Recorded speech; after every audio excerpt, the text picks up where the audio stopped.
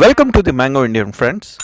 We have been witnessing a bout of ongoing intolerance in our colleges and institutions. Be it the recent RAMJAS college incident or Gurmeher Kaur's defiance that is making headlines. But that is not what we discuss today.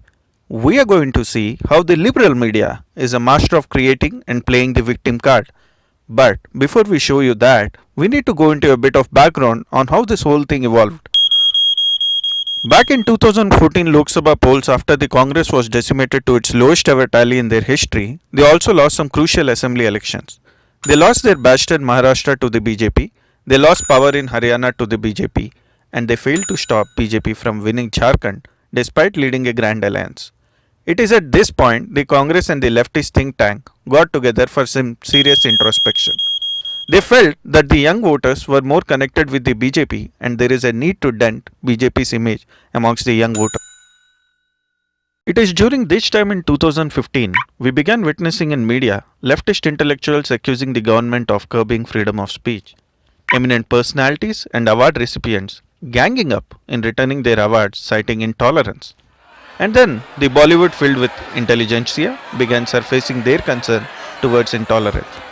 As the Goebbels law would have it, the liberals were successful in painting the government as a fascist regime.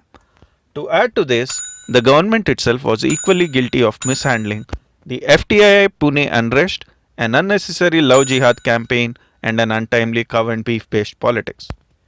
All put together, the BJP lost the Bihar election miserably, post which the cloud surrounding intolerance and freedom of speech disappeared into thin air. So let's also look at few other incidents where freedom of speech was curbed. A lawmaker and a leader of an Indian state was refused visa to the USA owing to the protests by the liberals. Signature campaigns and protests were initiated against him so that invitations extended to him by institutions were withdrawn. And when the Wharton University invited him to a keynote address over a video conference, it was cancelled owing to the protests and the same signature campaigns. That personality today is the Prime Minister of India. The liberal hypocrisy just doesn't end here. When Baba Ramdev was to address a seminar in JNU, it had to be called off owing to protests by the same leftist groups. When fatwas are issued against Salman Rushdie in India for any expression, the liberals maintain a deafening silence. When Tariq Fatah's seminar on Kashmir is cancelled, or when he is attacked, the liberals remain silent. And the same goes for Taslima Nasreen, who also received the same rape and death threats, but then the liberals of this country and the media go into a hibernation. So how does this intolerance towards anything nationalistic or cultural emanate? We all remember the famous Azadi chants, don't we? Let us see JNU for an example. It is filled with students and alumnus with strong affiliation to the leftist ideology. But how do these fanatics get created? It is through the faculty, the lecturers, and the alumnus who thrive to brainwash and instill a sense of insecurity in the students. And this is not something new. This has been happening since decades and across the countries in all the educational institutions. As they say, history is written by the ruler. India had strong socialist roots post-independence.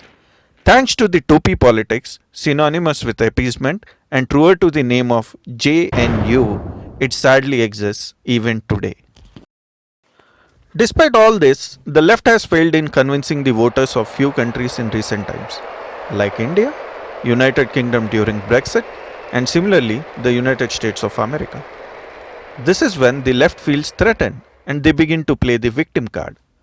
Powerful tokens like a woman standing against a regime with a placard, or virtue signaling by a girl child holding a placard telling Trump that she is not a terrorist, emerge into the news.